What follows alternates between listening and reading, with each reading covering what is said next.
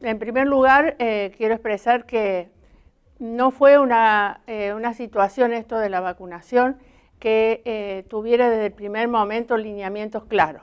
Primero y principal porque mucha gente me preguntaba si venía la vacuna, por qué se vacuna uno y por qué no se vacuna otro.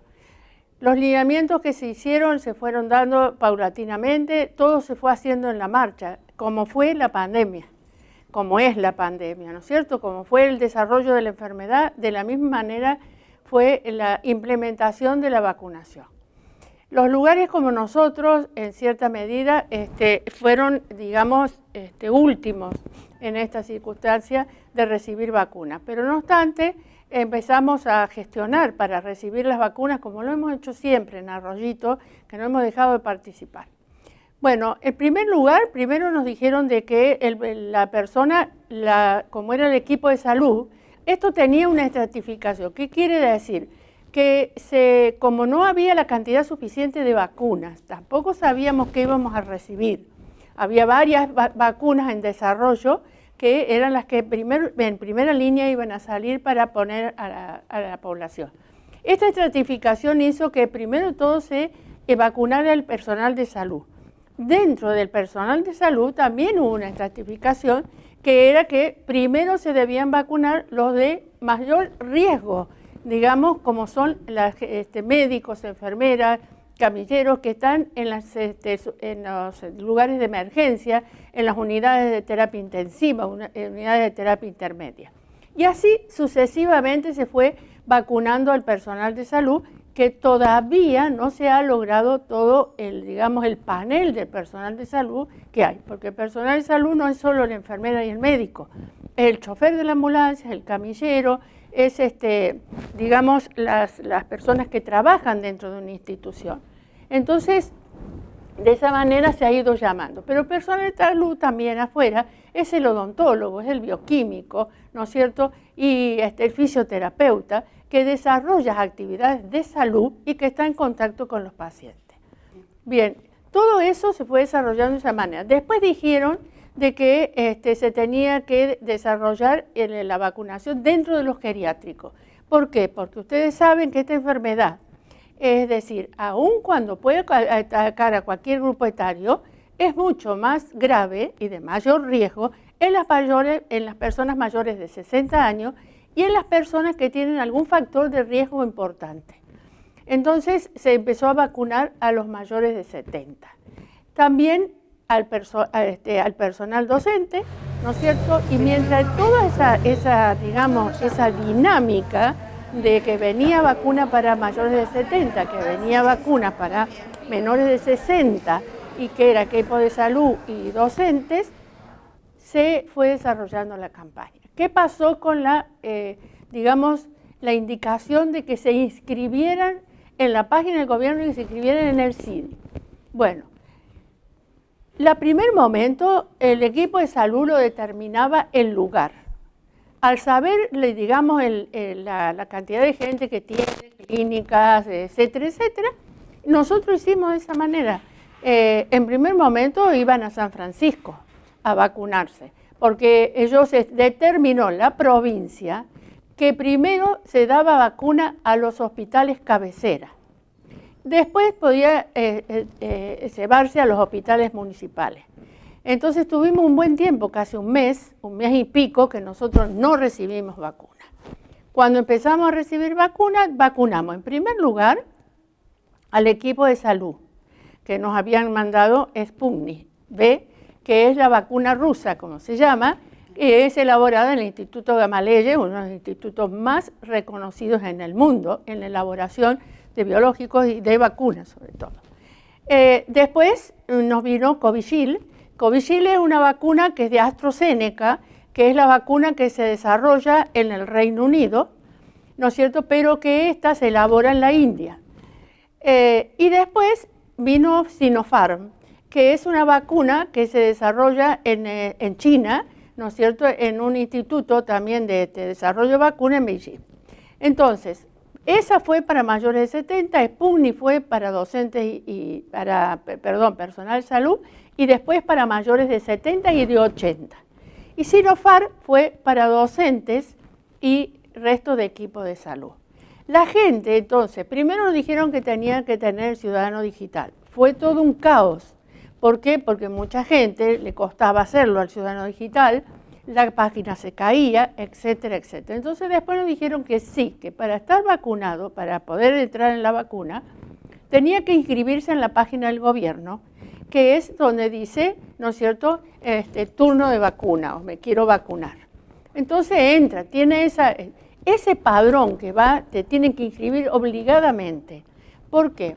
Porque debido a las circunstancias que sucedieron en el país, como ustedes saben, con esto de la vacunación, que se vacunó gente que no tenía que ser, etcétera, etcétera, ¿no es cierto? Entonces la provincia nos obligó, ¿no es cierto? O no es que nos obligó, sino que dijo que la determinación era, nosotros nos mandan 100 vacunas, nos mandan con una lista, una nómina en Excel, con los nombres de las personas, el número de documento, el teléfono, ¿no es cierto?, y la dirección que ha puesto en el CIDI, en el turnero.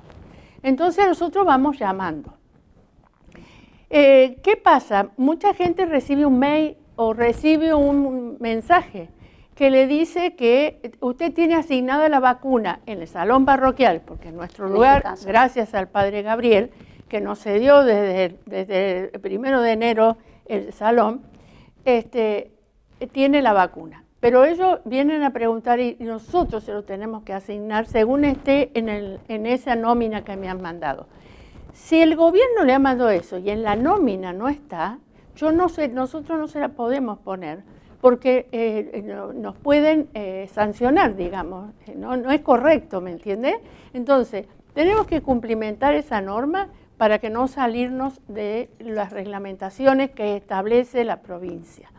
Entonces, nosotros ya hemos puesto 1.211 vacunas. Recibimos 1.211 y hemos puesto 1.211.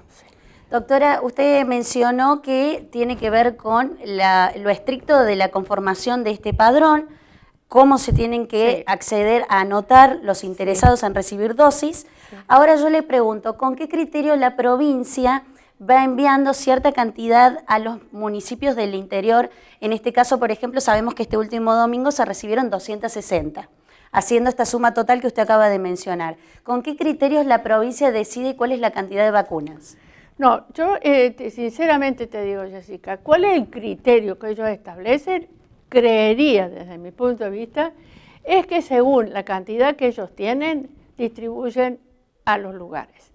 Es decir, yo no creo que, ellos, a ver, ¿cuál sería lo más justo en esta situación? Es que se diga, el padrón de Arroyito, si se va a vacunar mayores de 70, son 600 personas, se mandan 600 vacunas. Entonces no estamos con esta dinámica, ¿no es cierto? Bueno, el padrón de docentes de Arroyito, porque tienen que ser de Arroyito, es tanto. Y el padrón de personal de salud es tanto. Cuando vos termines con esta estratificación, el país tiene que decir, tengo vacunas, ahora se vacuna el resto de la población. Porque la vacunación es un derecho. Sea pandemia, sea no sea pandemia, es un derecho. Y es un derecho a la vida. Porque a pesar de todo lo que diga, es una prevención y es una de las mejores prevenciones y mayores herramientas que tiene salud pública. Entonces, para la prevención, amén de que estamos frente a una enfermedad que no nos da alternativa más que decir cuidarnos. Y cuidarnos no quiere decir que yo, que tengo las 2 dosis, me tengo que liberar de esta situación. No, yo me tengo que seguir cuidando, me tengo que tener distanciamiento, tengo que usar mi barbijo, tengo que tener la higiene y las medidas de bioseguridad. Entonces, la vacuna no te garantiza, y en los virus, sobre todo, no te lo garantiza. Y así pasa con la vacuna de la gripe, ¿no es cierto?, que si vos no te cuidas, no tienes los cuidados necesarios, también corres el riesgo. O sea, primero porque nos enfrentamos a una vacuna que si bien ha bajado, ¿no es cierto?, un poco la incidencia de la enfermedad, todavía no se ve el impacto Porque vos para tener una verdadera incidencia, es decir, bajen la incidencia de enfermedad, tenés que tener una cobertura alta, que esa cobertura alta es el 95%, porque eso es lo que dan las vacunas. Cuando vos tenés una cobertura en vacuna del 95%, tenés garantizando a una población que va a ser muy raro que vos vayas a tener un brote. Y si tenés un caso porque se te vino aislado, el virus no va a tener dónde colocarse o la vaguez porque no tiene personas que están susceptibles a ese virus. Le hago otra consulta. Se ha confirmado que en la ciudad de Córdoba hay personas donde ya han detectado los científicos que tenemos cepa que proviene del Reino Unido y del estado de Manaus. Estamos hablando de la situación difícil que está viviendo el país vecino Brasil. Puntualmente, las vacunas, doctora, también nos hacen precisamente inmunes a estas variantes. No, mira, yo voy a decir, la vacuna para ser elaborada tiene un proceso. Ese proceso tiene fases. Esas fases son 5. Es decir, estas distintas fases que se va pasando. Cada fase puede tener años, pero vos podés tener situaciones de emergencia. Y esta fue una situación de emergencia, donde vos acelerás los tiempos, porque los tiempos te lo exigen. Entonces, ¿qué pasa? Esta vacuna se elaboró, los virus son muy mutantes, es como el virus de la gripe, etc. Son mutantes, ¿qué quiere decir? Esquivan, cambian, ¿no es cierto? Por eso la vacuna de la gripe es anual, porque la circulación hace que a veces uno de los genomas, una de las partes, cambia, y eso hace que la que tuviste el año pasado no sirva para este año quizás. Bueno, el virus de coronavirus tiene un montón de coronavirus. Yo que he estudiado, he hecho la especialidad de infecto, coronavirus para nosotros era coronavirus. Yo nunca lo estudié como un virus que fuera bueno. La cuestión es que tiene variantes y evidentemente el virus, que es vivo, que es un ser vivo, también esquiva las situaciones. Entonces, ¿qué pasó con esta nueva cepa del Reino Unido de Manaus y hay una en Sudáfrica que se están detectando? Ha esquivado estos anticuerpos que se están generando y entonces tiene mayor virulencia. Dicen que tiene mayor transmisibilidad, o sea que se transmite más fácilmente, ¿no es cierto? Y que tiene cierto grado de gravedad. Las vacunas evidentemente irán en evolución rápida para ver si pueden de alguna manera contrarrestar esto. Creo que eso es lo que dije antes, ¿no es cierto? Que no nos dejemos de cuidar, porque no estamos a salvo totalmente. Por más que tengas 2 dosis de una vacuna que está dando el 92-94% de protección, ¿no es cierto?, y que las 3 más o menos están en esa proporción, quiere decir, algunas menos, otras más, quiere decir que me tengo que seguir cuidando porque si no, yo no estoy liberada. Y otra cosa que quiero decir es de que como esto fue acelerado todavía, a pesar de que la gente que se vacunó se está testeando para ver hasta cuándo dura la protección que te da la vacuna, tampoco sabemos si nos da 3 meses, 6 meses, 1 año. Va a ser buena la vacuna. Sé que porque no tiene por qué fallar lo que no falló nunca, ¿no es cierto? Entonces va a salir su vacuna, probablemente sea en el tiempo se vea de que una vez al año nos tenemos que poner como la de la gripe o cada 3 años, no sé. Pero va a haber, yo creo que está todo en estudio y se seguirán, tal vez ya se están elaborando para contrarrestar estos nuevos virus.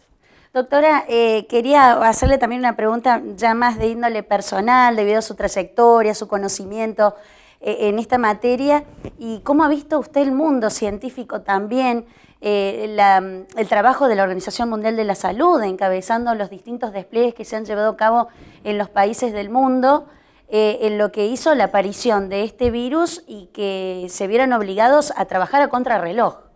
Sí, yo pienso de que nosotros, sí, tengo una trayectoria, tengo muchos años cronológico y de carrera que he visto, ¿no es cierto?